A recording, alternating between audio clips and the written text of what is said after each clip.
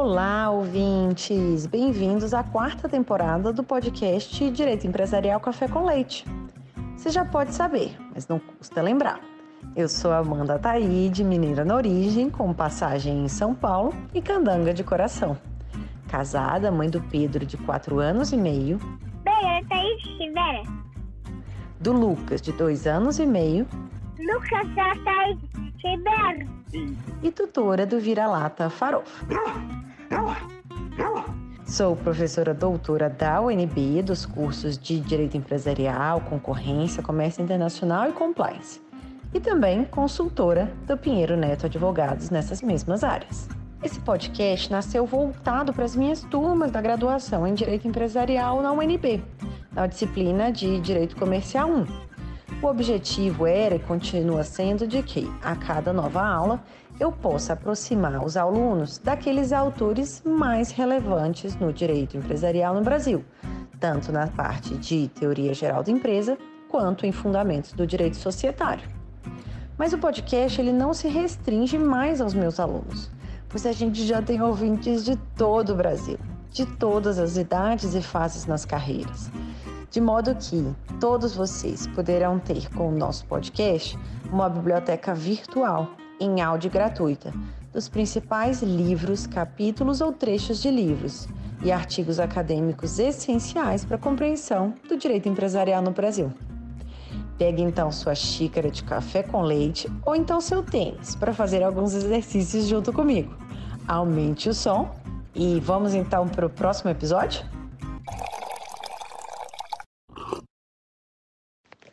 A nossa xícara de café com leite de direito empresarial de hoje vai tratar de um artigo intitulado O Princípio da Anticorrupção da Empresa no Direito Brasileiro, de autoria de Maurício Menezes. E para isso a gente vai ter a alegria de contar com a participação do próprio autor, o professor Maurício. O professor Maurício é professor titular de Direito Comercial da Universidade do Estado do Rio de Janeiro, a UERJ, é professor permanente do programa de pós-graduação, mestrado e doutorado em Direito da UERJ, advogado, sócio do escritório Moreira Menezes Martins Miranda Advogados. Exerce advocacia na área de Direito Empresarial, com experiência em Direito Societário, fusões e aquisições, mercado de capitais, operações imobiliárias, Direito Bancário, contratos empresariais, anticorrupção, arbitragem e recuperação de empresas e falências. Foi advogado do BNDES, prestando assessoria em operações realizadas no âmbito do mercado internacional de capitais, em projetos de infraestrutura e financiamento à exportação. Professor Maurício, muito obrigada por ter aceitado o convite para participar do nosso podcast e por apresentar, de um modo simples, curto e gostoso, esse tema, que é da anticorrupção no direito brasileiro. Oi, Amanda. Primeiro, deixa eu te falar que é uma grande alegria ter a oportunidade de participar do seu podcast, que é um sucesso absoluto, né? Imagino que não só na nossa área, no direito comercial, mas também em outras áreas, para os estudantes de graduação, né, que têm que estudar tantas matérias diferentes. Então, parabéns pela iniciativa, e não só pela iniciativa, né, mas por você manter com tanto afinco, né, esse podcast, que eu particularmente sou muito fã. Tá? Então é uma honra, uma alegria estar aqui com vocês, com seus ouvintes, e eu espero poder colaborar dentro, né, desse nosso tema, que é a anticorrupção da empresa, colaborar como você propõe, de uma forma leve, gostosa, e com a nossa xícara aqui de café com leite.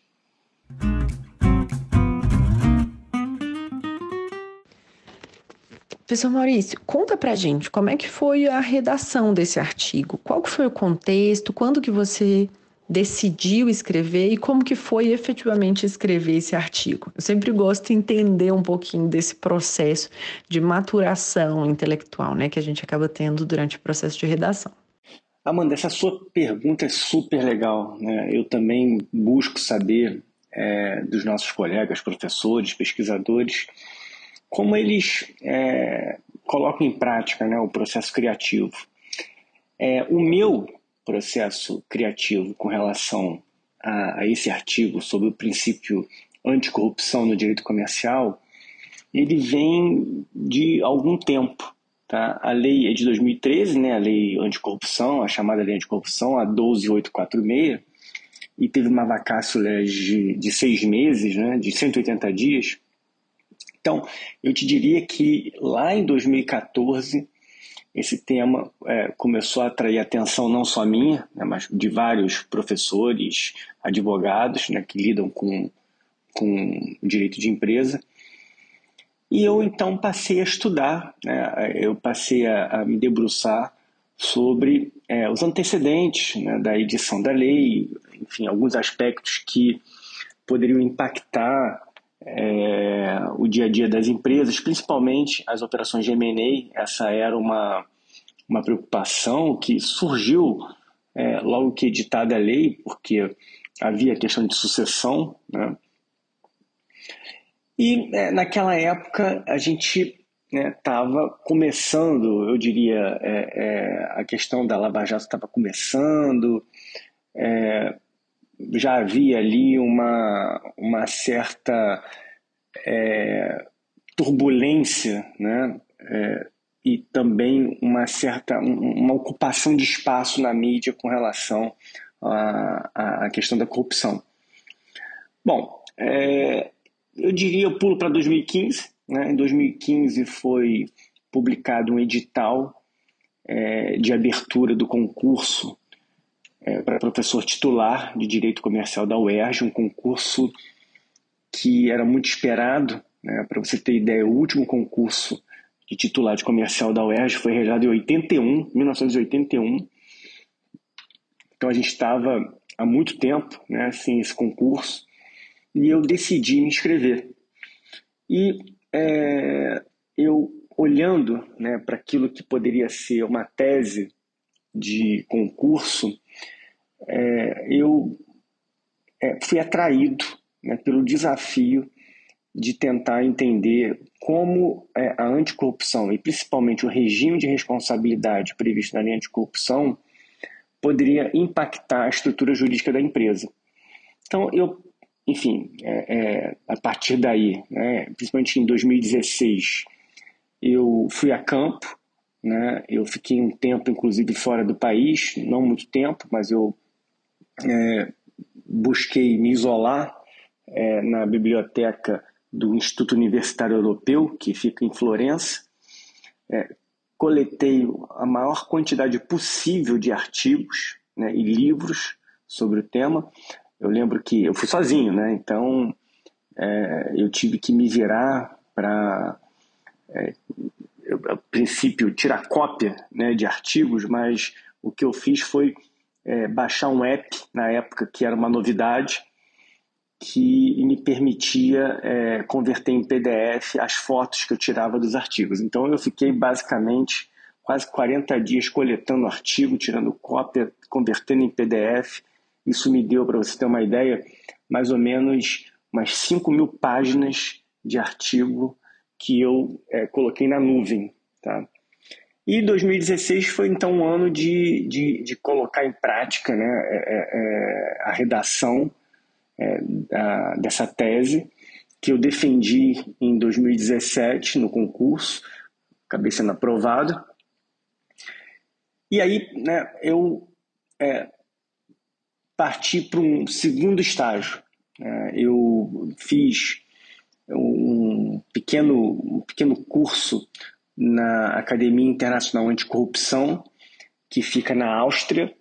É uma instituição muito séria, que é patrocinada pela ONU, né, e por outros governos, principalmente da Áustria. Fica em Luxemburgo, que é uma cidade vizinha de Viena.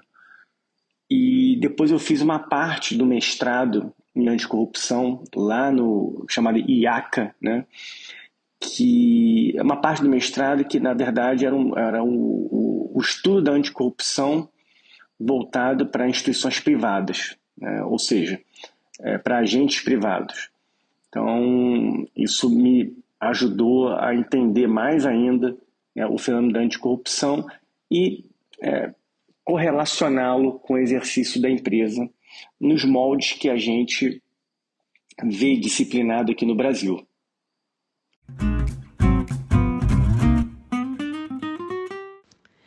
Então, explica para a gente a sua visão de que modo que a anticorrupção pode ser compreendida, né? Não apenas como um fenômeno, mas pela ótica, pela estrutura jurídica, né, da empresa. Na verdade, Amanda, esse artigo ele é um resumo de uma parte dessa tese, mas já numa perspectiva de revisão, né? Esse artigo ele foi publicado nesse ano agora, de 2022, no livro em homenagem ao nosso querido amigo Fábio Coelho, e já num propósito de rever aquilo que eu tinha pesquisado e escrito, amadurecer certos pontos, né, aparar algumas arestas, aproveitar as contribuições de outros colegas, porque quando eu escrevi a tese, lá em 2016, praticamente não tinha doutrina aqui no Brasil sobre anticorrupção. Hoje tem uma doutrina bastante relevante. Uma das queridas autoras nesse tema é a Ana Frazão, né, sua colega lá na UNB, sua amiga, amicíssima, né, que tanto participa aqui do podcast. Você mesma, Amanda, é uma pessoa super proficiente nesse tema. Então, hoje a gente já tem, né, digamos assim, um material intelectual que permite que nós próprios façamos as nossas reflexões. Então, esse artigo ele já foi resultado de um amadurecimento, né, do tema de anticorrupção da empresa. E como que você entende sendo essa relação entre o princípio da anticorrupção e o exercício funcional da empresa, que é assim que você chama? Amanda, essa sua pergunta é super importante e a resposta não é tão simples, né? Eu vou tentar resumir aqui para os nossos ouvintes um exercício que eu tive que fazer para entender quais os impactos da lei anticorrupção na vida dos empresários, na vida das organizações empresárias. Então, na verdade, o que eu poderia te dizer é que a resposta ela é fruto desse exercício, dessa reflexão. Poxa, uma lei que é uma quebra de paradigma. Eu costumo comparar a lei anticorrupção para o direito comercial, assim como foi o Código de Defesa do Consumidor para o direito civil, uma verdadeira quebra de paradigma. Então, e por que quebra de paradigma? Porque estabelece uma responsabilidade tanto de caráter indenizatório quanto de caráter sancionatório em bases objetivas. Então, a responsabilidade objetiva, sem culpa, principalmente a sancionatória, ela foi realmente uma grande quebra de paradigma no nosso direito comercial.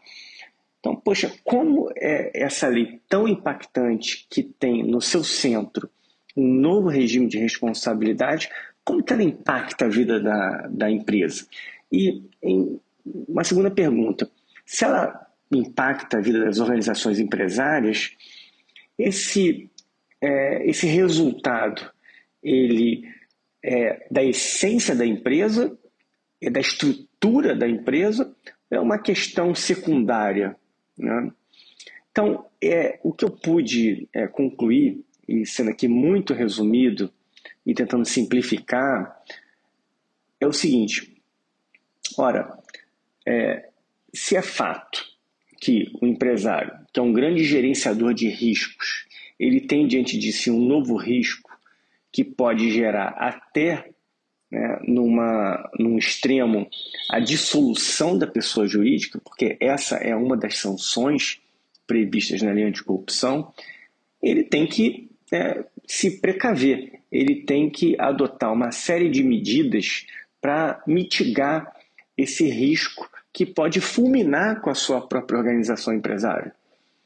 Então, esse grande pacote de medidas preventivas, aqui eu chamo, para simplificar, de conformidade anticorrupção, ele passa a ser um dos elementos da estrutura da empresa. E como ele tem como base a responsabilidade, que é um conceito estritamente jurídico, ora, a gente está falando de um pacote de alterações, um pacote de deveres de conduta que tem uma repercussão jurídica. Então, eu diria que esse pacote, essa conformidade anticorrupção, ela passa a fazer parte da própria estrutura jurídica da empresa. Agora, uma outra perspectiva, né, para a gente tentar exemplificar. Imagina uma empresa que ela é próspera pelo fato de ter incorrido em atos de corrupção. Ela só consegue competir por conta de atos ilícitos que são, digamos, estão lá previstos na linha de corrupção e que a gente entende como aquele conceito amplo de corrupção, ou seja, obtenção de vantagens indevidas para si ou para outrem, né? Essa empresa, ela nitidamente, ela não consegue competir se não se utilizar desses expedientes ilícitos. Ela nitidamente, ela não consegue, digamos, ter vantagens competitivas baseadas no mérito. Portanto, ela não é sustentável. E uma empresa que não é sustentável, ela, com toda tranquilidade, a gente pode falar que ela não atende, né, ao conceito jurídico de empresa previsto no Código Civil, no artigo 966, que, embora esteja obsoleto, ainda é a nossa referência. Então, o que eu quero dizer é que a estrutura, a questão da anticorrupção derivada da responsabilidade objetiva, ela acaba produzindo a necessidade de se adotar um modelo, né, de organização, um padrão de conduta que muda, sim, a estrutura jurídica da empresa. E falar de estrutura jurídica da empresa parece algo muito etéreo, né, muito indeterminado. Mas a gente pode tranquilamente fazer referência à teoria jurídica da empresa de 100 anos atrás, de 50 anos atrás, à atual. É um conceito que evolui continuadamente. Então, eu queria dizer que o conceito jurídico de empresa de 100 anos atrás não é o mesmo de 50 anos atrás, não é o mesmo do conceito atual. A gente tem hoje, por exemplo, uma perspectiva mais da cultura anglo-saxã, a empresa como um feixe de contratos, sob a ótica da nova economia institucional, a empresa como uma instituição que também tem várias interpretações. Então, o conceito jurídico de empresa é um conceito em franca evolução e precisa ser assim. Daqui a 100 anos, a gente vai ter um outro conceito jurídico de empresa.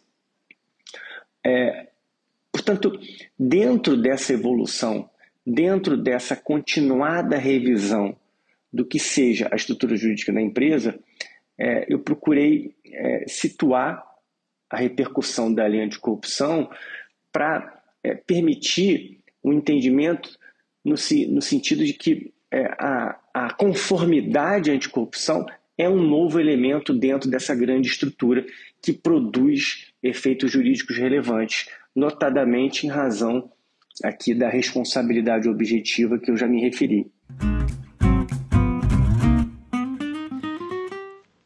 E diante desse artigo, né, qual que é a sua proposta no artigo para que sobre, né, como que o princípio da anticorrupção impacta na cessação da empresa? Qual que é a sua proposta? Explica para a gente. E aí, Amanda, para concluir esse ponto principiológico, né, eu procurei entender se esse princípio ele vigoraria em todas as etapas da vida da empresa. E eu pude concluir que sim, né, no nascimento da empresa, durante a sua vida e na sua cessação. Então, é uma questão que é muito debatida, né, atualmente, sobretudo em razão das consequências desastrosas da Operação Lava Jato, uma crítica com relação à crise das empresas em razão dos ilícitos de corrupção, algumas delas que sequer conseguiram sobreviver. E aí o que eu afirmo é o seguinte: à luz da lei de corrupção, da lei anticorrupção, como eu falei aqui, existe uma sanção extrema, que é a própria dissolução da pessoa jurídica.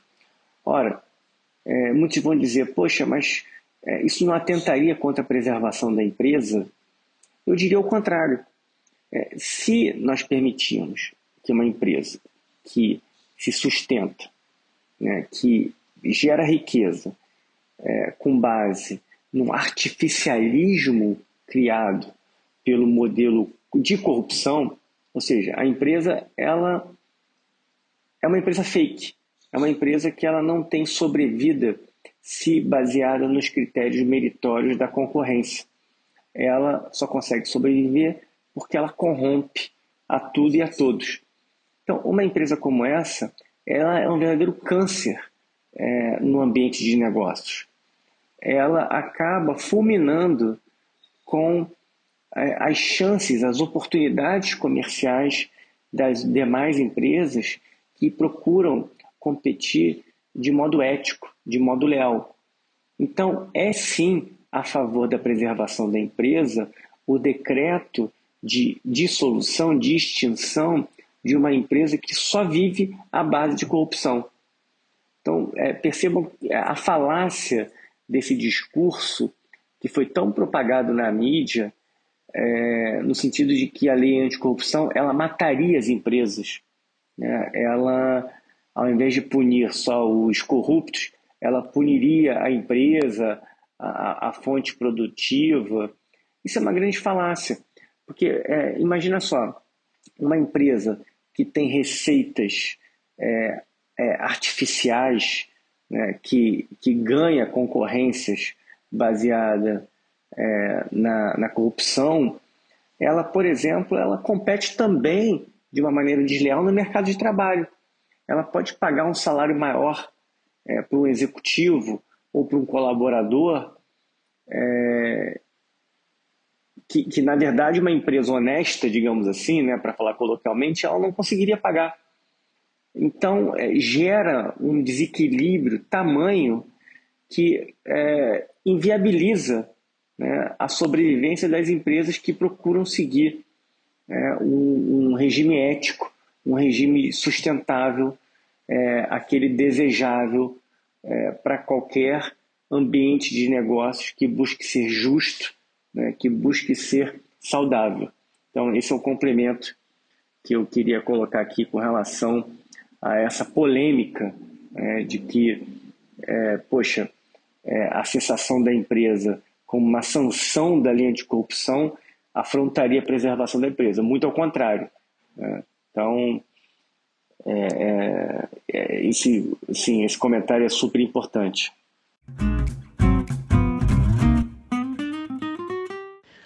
E agora, caminhando para o final, uma pergunta da 4ª temporada. Qual que foi o não mais importante da sua trajetória até o dia de hoje? Olha, Amanda, essa pergunta do não era uma pergunta fácil de ser respondida, né? Porque eu recebo não todos os dias. As nossas vidas, em geral, são muito difíceis, né? A gente, para conseguir 1 milímetro de evolução, a gente tem que suar muito. Então, eu tenho 5 filhos, né, Amanda? E o que eu tento passar para os meus filhos é que 99,9% de todas as nossas conquistas são baseadas no suor, na transpiração, né? É aquela velha história, né? Que a inspiração ela é um percentual ínfimo perto do sacrifício, né, que a gente tem que fazer. Então, assim, são muitos, né? As situações adversas são muitas. E eu tenho não todos os dias, né? Tanto na advocacia quanto na vida acadêmica. O que eu te diria, assim, que um não que mudou um pouco o curso da minha história foi o não que eu recebi quando eu era advogado do BNDES, em que eu procurei fazer um treinamento no exterior. Eu trabalhava lá no BNDES Eu trabalhei muito novinho lá, né? Eu tinha 23 anos quando entrei no banco e saí com 27. E naquela época eu procurei fazer um treinamento num curso no exterior, já preparando para o mestrado, né, fora do país, e eu tive o meu não, meu não categórico, assim, né, sem chance de mudar aquela realidade. E aquilo ali, de certa maneira, me ensinou que uma coisa era o discurso, a outra coisa era a prática, porque o que eu estava pleiteando estava dentro lá das regras do banco, enfim, regras maravilhosas, né, que me convenceram a ficar no banco naquela época. E aí eu pude perceber que não era bem assim. Então eu tive uma negativa, aquilo me gerou uma reflexão e eu acabei saindo do banco, indo para a iniciativa privada. Então eu diria que foi um não que me impactou bastante, porque eu acabei mudando um pouco o rumo da minha história. Mas, de novo, até hoje eu recebo não, e aí eu aprendi que o que nos cabe é superar, né, as situações adversas, as situações em que a gente não consegue, digamos, uma conquista, né? Então, é a velha história de saber perder. Então, isso tudo faz parte de um aprendizado de longo prazo, né? E eu espero continuar aprendendo, porque eu te diria que ainda vou ter muito não pela frente.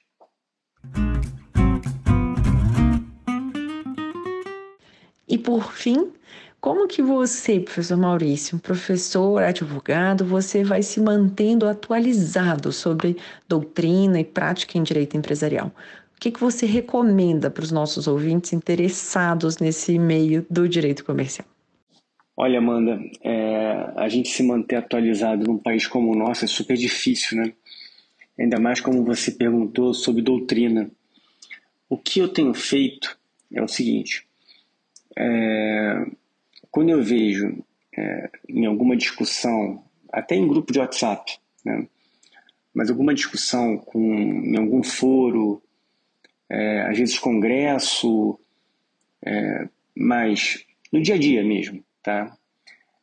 Alguma questão que me interesse, eu já salvo, né? Eu já coloco. Hoje eu tenho tudo organizado na nuvem, quase tudo, né? Para não dizer que eu tenho tudo, mas eu procuro organizar tudo na nuvem sob tópicos, e aí eu já salvo ali, já coloco uma sementinha. Olha, isso aqui tem essas informações. Por exemplo, questões relacionadas à recuperação judicial, uma nova orientação do STJ, eu já coloco ali. Então, seria por aí, né? E assim como artigos que a gente recebe de colegas, né? Eu vou colocando, eu vou tentando organizar. Mas eu diria que, para os nossos ouvintes, que o que me parece mais importante, mais relevante, para a gente não perder o fio da meada, é acompanhar a evolução legislativa. Hoje está tudo na internet, uma facilidade enorme. A gente consegue consultar a lei e verificar eventuais alterações que eventualmente a gente não registrou, né? Diferente que a gente de anos atrás, né? Que a gente tinha os códigos que a gente tinha que dar aula com a lei escrita, né? A lei escrita que eu digo, desculpe, com a lei impressa. Hoje a gente não precisa mais. Hoje a gente tem tudo online. Então essa seria uma dica fundamental e ao mesmo tempo humilde. É você atentar para a mudança da lei, porque muitas vezes as mudanças acontecem e a gente não se dá conta, né? Então, atentar para a alteração legislativa me parece um exercício de humildade e, ao mesmo tempo, muito importante para a gente não perder o fio da meada. Sem falar, obviamente, né, Amanda, na jurisprudência dos tribunais superiores. E aí seriam até pesquisas pontuais, né? A gente está sempre exercitando as pesquisas pontuais para poder manter, digamos, a nossa matéria em dia, né? Assim como os estudantes fazem, de manter a matéria em dia, a gente manteria a matéria em dia. Eu sei que a nossa vida nem sempre permite isso, mas eu diria, tanto quanto possível, a gente está acompanhando a jurisprudência dos tribunais superiores. Professor Maurício, muitíssimo obrigada pela sua presença, parceria com a UERJ, uma alegria muitíssimo grande recebê-lo aqui na UNB via podcast. Um abraço grande e até a próxima. Amanda, eu que agradeço, uma grande alegria estar aqui. Como eu te disse, eu sou um fã do podcast, também sou fã da UNB. A UERJ e a UNB tem uma parceria incrível e sou um grande admirador e eu espero que a gente possa se ver de novo, que a gente possa estar sempre nesse ambiente de colaboração recíproca. Um grande abraço para você, um grande abraço para todos os ouvintes. Até a próxima.